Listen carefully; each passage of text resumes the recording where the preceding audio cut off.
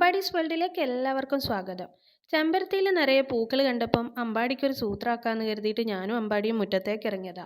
ചെമ്പരത്തി പറിക്കാനാന്ന് പറഞ്ഞപ്പം അവൻ പറഞ്ഞു എനിക്കും കുറച്ച് പൂക്കൾ പറിക്കണം എന്ന് പറഞ്ഞിട്ട് കുറച്ച് പൂക്കളൊക്കെ അവൻ അതിൽ പറിച്ചിട്ടിട്ടുണ്ട്. എന്നിട്ട് ഞങ്ങൾ നേരെ ചെമ്പരത്തിയുടെ അടുത്തേക്ക് പോയിട്ട് പൂക്കൾ പറിക്കുന്നുണ്ട്. ഞാൻ ചെമ്പരത്തിപ്പൂക്കൾ പറിക്കുന്നത് എന്തിനാണെന്നൊന്നും അവനോട് പറഞ്ഞില്ല.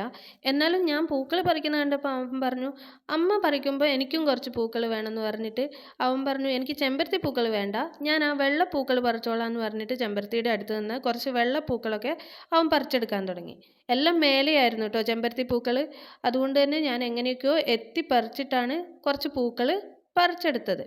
ആ സമയം കൊണ്ട് അവനും കുറച്ച് അവന് വേണ്ട പൂക്കൾ, എന്തിനാണെന്നൊന്നും അറിയില്ല, വെറുതെ കുറച്ച് സമയം അതുകൊണ്ട് കളിച്ചിട്ട് കളയാൻ വേണ്ടിയിട്ടാ. എന്നാലും ഞാൻ അവനോട് പറഞ്ഞു നീ നിനക്ക് ഇഷ്ടമുള്ളത് പറിച്ചോന്ന് പറഞ്ഞിട്ട് കുറച്ച് പൂക്കൾ പറിച്ചെടുത്തു. പറിക്കണ്ടെന്ന് പറഞ്ഞാൽ അവന് പിന്നെ കരച്ചിലാവും. അതുകൊണ്ട് അവൻ്റെ ഇഷ്ടത്തിന് അങ്ങ് വിട്ടു. ഈ ചെക്കൻ നല്ല ഉറക്കാ കേട്ടോ. ചെമ്പരത്തി പൂക്കൾ കൊണ്ട് ഒരു തോരൻ വെക്കാമെന്ന് കരുതിയിട്ട് എപ്പോഴും ചെമ്പരത്തിയിലേക്ക് നോക്കുമ്പോൾ പൂക്കൾ എപ്പോഴും കുറവായിരിക്കും. അതുകൊണ്ട് തന്നെ ഇന്ന് കുറച്ച് പൂക്കൾ കണ്ടപ്പോഴാണ് ഞങ്ങളിത് പറിക്കാൻ ഇറങ്ങിയത്. ഉച്ചക്കത്തേക്കൊന്നുമല്ല, എന്നാലും ഇതൊന്ന് വെച്ച് നോക്കിയാൽ എങ്ങനെ ഇരിക്കുന്നു കരുതിയിട്ടാണ് പൂക്കൾ കണ്ടപ്പം ഇറങ്ങിയത്. അങ്ങനെ ഞാൻ എനിക്ക് വേണ്ട കുറച്ച് പൂക്കൾ പറിച്ചെടുത്തു. അമ്പാടിക്ക് കളിക്കാൻ കുറച്ച് പൂക്കളും പറിച്ചെടുത്തിട്ടുണ്ട്. 11 ചെമ്പരത്തിപ്പൂക്കൾ കിട്ടിയിട്ടുണ്ട്.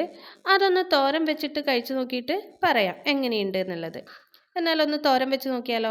ചെമ്പരത്തിപ്പൂക്കളും കൊണ്ട് ഉള്ളിലെത്തിയപ്പോൾ അമ്പാടി പറഞ്ഞു അതിൽ നിന്ന് ഒരു ചെമ്പരത്തിപ്പൂ എന്തായാലും എനിക്ക് വേണമേ എന്ന് പറഞ്ഞിട്ട് ഒന്നെടുത്തിട്ട് പോയി. ഇനി ബാക്കി 10 പൂക്കളേ ഉണ്ടായിരുന്നുള്ളൂ. നമുക്കതെല്ലാം കഴുകി വൃത്തിയാക്കിയിട്ട് ഒന്ന് അരിഞ്ഞെടുത്തിട്ടുണ്ട് ഞാൻ. ചെയ്യുന്നതിന് മുമ്പ് കഴുകിയ വെള്ളമൊക്കെ നന്നായിട്ടൊന്ന് തുടച്ചിട്ട് വേണം അരിഞ്ഞെടുക്കാൻ. ഒട്ടും വെള്ളം ഉണ്ടാവാൻ പാടില്ല.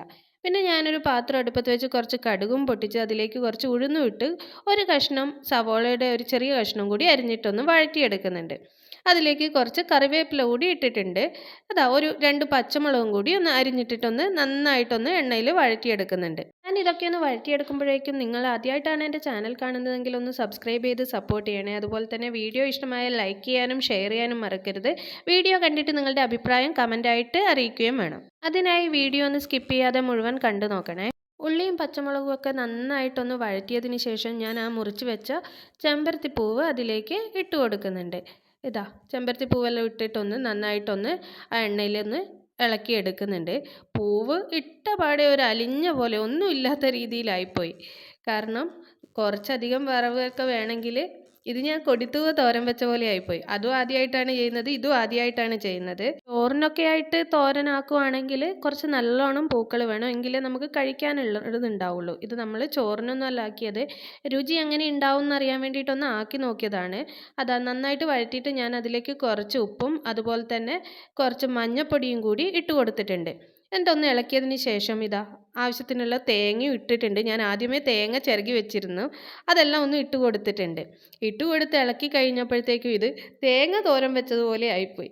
കാരണം തേങ്ങ മാത്രമേ കാണാനുണ്ടായിരുന്നുള്ളൂ. പക്ഷേ ഇതാട്ടോ നമ്മുടെ ചെമ്പരത്തിപ്പൂവ് തോരൻ.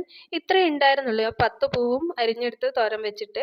പക്ഷെ കഴിച്ചു നോക്കുമ്പോൾ ഉണ്ടല്ലോ നല്ല രുചിയുണ്ട്. പറയുന്നതല്ല, കുറച്ചേ ഉള്ളൂവെങ്കിലും നല്ല രുചിയുണ്ടായിരുന്നു. കഴിച്ചിട്ട് മതിയായില്ല എന്ന് തന്നെ പറയാം. ഞാൻ അമ്പാടിക്ക് കൊണ്ടു കൊടുക്കുവാണ്. തോരൻ വെച്ചിട്ട് അവൻ അവിടെ കാത്തിരിക്കുന്നുണ്ടായിരുന്നു. അങ്ങനെ അവന് കൊണ്ടു കൊടുത്തു. ഞാൻ പറഞ്ഞു മുളകില്ലാത്ത മുളക് കടിച്ചാൽ ഇത് കരയല്ലോ എന്ന് വിചാരിച്ചിട്ട് ഞാൻ പറഞ്ഞു മുളകില്ലാതെ കഴിക്കണേന്ന് പറഞ്ഞിട്ട് അവൻ കഴിക്കുവാണ്. അവൻ എന്തായാലും ഇഷ്ടപ്പെട്ടു. നല്ല രുചിയുണ്ട്.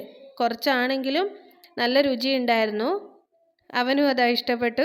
മറ്റൊരു വീഡിയോയുമായി കാണുന്നവരെ Tata, bye bye, thank you.